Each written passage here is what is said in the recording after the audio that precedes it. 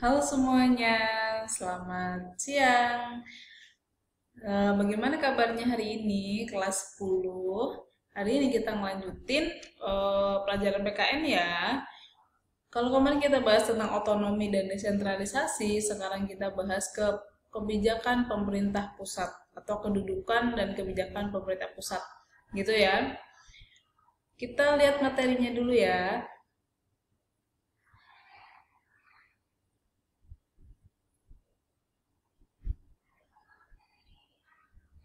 Kedudukan dan peran pemerintah pusat. Jadi sesuai dalam Undang-Undang Nomor 23 Tahun 2014 tentang pemerintah daerah ya, eh, disebutkan ada tiga ya. Yang pertama desentralisasi, ada tiga istilah ya: desentralisasi, dekonsentrasi, dan tugas pembantuan. Desentralisasi itu adalah penyerahan urusan pemerintah oleh pemerintah pusat ke pemerintah daerah, gitu ya. Pemerintah yang tinggi kepada pemerintah daerah otonom berdasarkan asas-asas otonomi. Kemarin kita udah bahas ya otonomi, apa itu otonomi, bisa dicek lagi. Dekonsentrasi. Dekonsentrasi itu adalah pelimpahan sebagian urusan pemerintah yang menjadi wewenang pemerintah pusat kepada gubernur.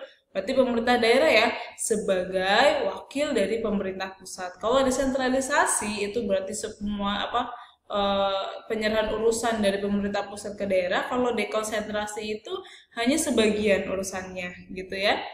Tugas pembantuan itu artinya adalah penugasan dari pemerintah pusat kepada daerah otonom ya untuk melaksanakan sebagian urusan dari pemerintah pusat. Ini tugas dari dekonsentrasi ya. Terus, fungsi pemerintah yang pertama ada fungsi pelayanan. Pelayanan itu berarti service ya, tapi pelayanan di sini bersifat langsung, seperti itu ya.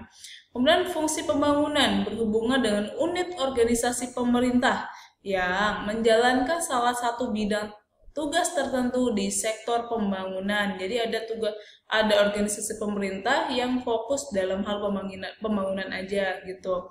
Fungsi pemerintahan umum berkaitan dengan rangkaian kegiatan organisasi pemerintahan yang menjalankan tugas-tugas pemerintahan umum ya, termasuk di dalamnya itu menciptakan dan memelihara ketentraman dan ketertiban.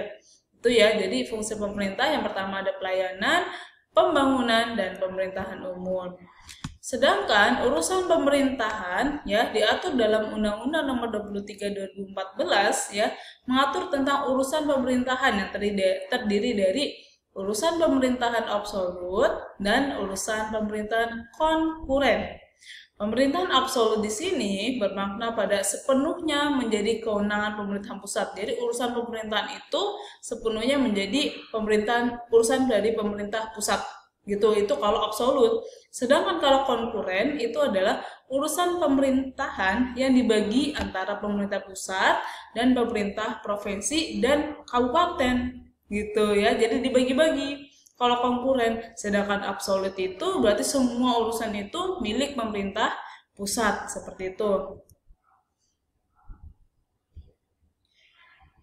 Urusan pemerintahan absolut yang tadi ya, yang poin pertama tadi meliputi yang pertama politik luar negeri itu dipegang oleh pemerintah, terus pertahanan atau angkatan bersenjata itu dipegang oleh pemerintah pusat, keamanan yang dipegang oleh kepolisian ya itu pemerintah pusat ya, justisi ada atau badan peradilan itu juga milik pemerintah pusat, moneter, fiskal nasional yang berkaitan dengan ekonomi, serta yang terakhir adalah agama, jadi kegiatan beragama. Jadi semua ini diatur oleh pemerintah pusat. Nanti pemerintah pusat itu membagi beberapa poin-poinnya seperti 1, 2, 3, sampai 6 ini yang ditugaskan kepada menteri-menterinya, seperti itu ya. Prinsip pembagian urusan pemerintahan. Pembagian urusan pemerintahan itu, ya pemerintahan konkuren khususnya ya, antara pemerintah pusat dan pemerintah daerah, maaf tipe itu ya, berdasarkan pada prinsip yang pertama, akuntabilitas, bertanggung jawab ya, efisiensi, eksternalitas, dan kepentingan strategi nasional. Kamu di sini harus dilihat di buku cetak, ini bersumber pada buku cetak, kamu dilihat ya pengertiannya apa di situ, gitu ya. Ada akuntabilitas, prinsip ya, prinsip pembagian urusan pemerintahan itu ya, antara pusat dan daerah itu ada akuntabilitas, efisiensi, eksternalitas, dan kepentingan strategis nasional. Beberapa istilah yang berkaitan dengan otonomi daerah, yang pertama itu pemerintah pusat. Apa sih pemerintah pusat? Kok dari kemarin kok kita ngomongin seperti apa pemerintah pusat, pemerintah daerah gitu. Saya belum ngerti, Bu. Oke, kita ulangi lagi ya. Pemerintah pusat itu adalah Presiden RI Republik Indonesia yang memegang kekuasaan pemerintah negara yang dibantu oleh wakil presiden dan menteri. Mereka ini semuanya adalah pemerintah pusat. Gitu ya. Sedangkan pemerintah daerah itu adalah penyelenggaraan urusan pemerintahan oleh pemerintah daerah. Gitu ya. DPRD menurut asas otonomi. Berarti di daerah bukan di pusat, seperti itu. Seperti contohnya kalau lembaga DPR. DPR itu ya pusat, sedangkan DPRD itu yang di daerah. Kayak gitu ya. Terus pemerintah daerah adalah kepala daerah sebagai unsur penyelenggara pemerintah daerah. Itu tipe maaf ya. Jadi pemerintah daerah itu siapa gitu? Pemerintah daerah itu ya kepala daerah, gubernur lah. Kalau di kabupaten berarti itu bupati lah. Kalau di tingkat kecamatan ya camat lah gitu. Kalau di kelurahan ya lurah, kepala desa. Kalau di desa kepala desa, seperti itu. Ya, itu pemerintah daerah itu adalah kepala daerah itu gitu sebagai unsur penyelenggara pemerintah daerah. DPRD adalah lembaga yang menjadi unsur penyelenggara pemerintah daerah. Tadi yang saya contohkan di poin 2 tadi ya, di sini bisa dilihat lagi gitu. Jadi DPRD itu adalah unsur dari penyelenggara pemerintah daerah. Urusan pemerintahan adalah kekuasaan pemerintah yang menjadi wewenang presiden. Jadi unsur pemerintahan ini wewenang dari pusat, presiden. Asas otonomi adalah prinsip dasar penyelenggaraan pemerintah daerah berdasarkan otonomi daerah. Tadi kan di depan ada istilah asas otonomi ya. Nah, ini ya, kamu tinggal sebutkan dan jelasin urusan pemerintah daerah absolut. Nah, kita lihat di sini. Nih ya, urusan pemerintah daerah absolut itu ada 6 gitu ya.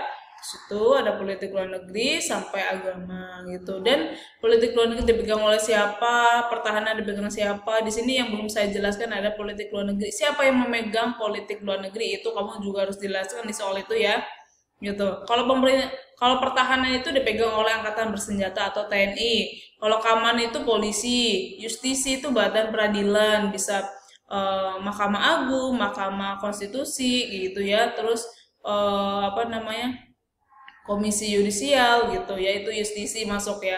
Kalau moneter dan fiskal nasional berkaitan dengan ekonomi keuangan itu yang Menteri Keuangan, Menteri Ekonomi gitu ya.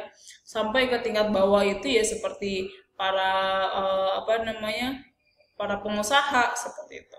Agama itu kegiatan beragama itu bisa dari Menteri Agama, terus sampai ke tingkat yang bawah itu berarti majelis taklim gitu ya, misalkan itu kalau contohnya di Islam ya. Lanjut, kalau nomor 2 itu adalah sebutkan dan jelaskan prinsip pembagian urusan pemerintah. Kita cari prinsip pembagian urusan pemerintah nih ya. Prinsip pembagian urusan pemerintah itu ya ada 4 macam ya di sini ya. Ada akuntabilitas, efisiensi ya, eksternalitas, kepentingan strategis nasional. Di sini tugas kalian itu adalah mencari tahu pengertian dari akuntabilitas apa, ya, efisiensi apa, eksternalitas apa, kepentingan strategis nasional juga apa, gitu ya. Jadi itu tugas kalian, ada 2 saja, ya, yaitu yang sebutkan jelaskan urusan pemerintah daerah absolut dan prinsip pembagian urusan pemerintah. Itu soalnya 2. Nah, sekarang saya mau menambahkan beberapa info kewarganegaraan. Ya. Yang pertama ada istilah namanya gerasi, ya. Yang kedua ada rehabilitasi, ketiga ada amnesti dan abolisi, gitu ya. Jadi ada gerasi, rehabilitasi, amnesti, abolisi itu apa? Kamu sering dengarkan kalau di berita tokoh ini mendapatkan rehabilitasi, mendapatkan amnesti dari pemerintah. Kamu tapi nggak tahu itu apa? Kita bahas ya sekarang ya. Yang pertama gerasi. Gerasi itu adalah pengampunan berupa perubahan, peringanan, pengurangan, atau penghapusan pelaksanaan pidana kepada terpidana yang diberikan oleh presiden. Jadi presiden bisa mengeluarkan gerasi kepada tokoh narapidana berupa diampuni atau dikurangi masa tahanannya. Jadi misalkan dia 5 tahun jadi 3 tahun misal. Itu hak presiden melakukan gerasi. Terus kemudian rehabilitasi itu adalah pemulihan kepada kedudukan, ya. Kedudukan itu berarti keadaan atau nama baiknya orang ini yang dahulu, gitu ya. Yang misalkan orang ini ya masuk penjara gitu, tapi ternyata bukan dia yang tersangkanya, gitu ya. Akhirnya oleh pihak pemerintah itu dikeluarkan dari penjara, tapi namanya juga perlu bersihkan lagi, gitu ya. Jadi menjadi baik lagi, namanya rehabilitasi. Amnesti, pengampunan atau penghapusan hukuman, ya, diampuni atau bahkan dihapus hukumannya ya, yang diberikan kepada negara kepada seseorang atau diberikan oleh negara, maaf ya tadi, seharusnya oleh, gitu ya. Jadi ulangi ya. Amnesti itu adalah pengampunan atau penghapusan hukuman yang diberikan oleh negara kepada seseorang atau sekelompok orang yang telah melakukan tindak pidana tertentu. Bahkan ini dihapus, gitu ya, bukan pengurangan lagi. Kalau gerasi itu dikurangi atau diberi keringanan. Tapi kalau amnesti bisa langsung dikeluarkan, bisa gitu ya. Pengampunan atau penghapusan. Abolisi ini adalah hak yang dimiliki kepala negara yang berhak untuk menghapuskan hak tuntutan pidana dan menghentikan jika telah dijalankan. Ini lebih bisa langsung diberikan oleh presiden terhadap satu tokoh narapidana, gitu ya. Ini presiden ya harusnya ya. Lanjut. Nah, udah selesai. Jadi info kenegaraan hari ini adalah itu saja. Nanti berjalannya waktu saya juga akan menambahkan beberapa info kewarganegaraan. Mulai hari ini ya, saya mulai memberikan beberapa info kewarganegaraan. Oke? Jadi info kewarganegaraan itu apa sih? Info kewarganegaraan ini adalah tambahan, ya, materi tambahan yang tidak berkaitan dengan materi ini, tapi masih tetap berhubungan dengan PPKN, seperti itu. Mengerti ya? Ini jika ada pertanyaan langsung WA saya. Ya, jangan malu-malu. Terus tugasnya hanya 2 tadi, kamu bisa kirimkan ke saya via WA gitu. Seperti biasa ya. Semoga kalian memahami dan bisa mengaplikasikannya di kehidupan, gitu ya. Jadi bisa memberitahu teman-teman atau siapa terkait info-info yang kamu baru tahu ini, gitu ya.